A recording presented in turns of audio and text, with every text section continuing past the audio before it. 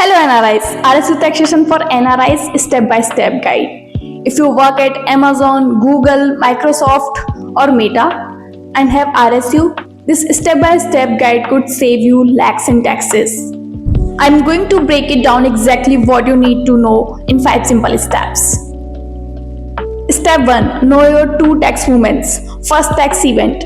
When your RSU vests, the fair market value gets added to your salary. So if 10 lakh rupees worth of your shares vest, that's 10 lakh rupees taxed at the slab rate, could be 30%. Second tax event. When you sell those shares, you pay capital gains tax only on appreciation above that vesting value. Hold for 2+ years, that's 12.5% tax with 1.25 lakhs rupees exemption.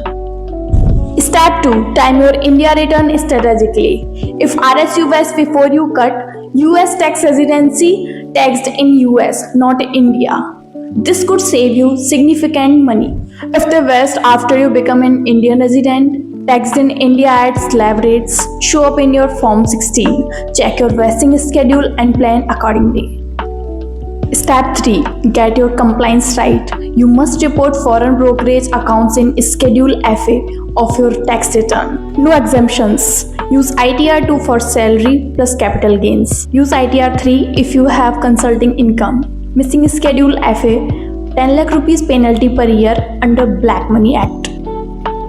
Step 4. Optimize using RNOR status. If you qualify for RNOR, resident but not ordinarily resident, in your first 2 to 3 years back, certain foreign source income planning opportunities may exist. With new 30% tax slabs, this becomes even more valuable. Step 5. Don't DIY complex tax planning. RSU taxation involves cross-border rules, timing and strategies and saver penalties for mistakes. Get proper tax planning advice before making your move.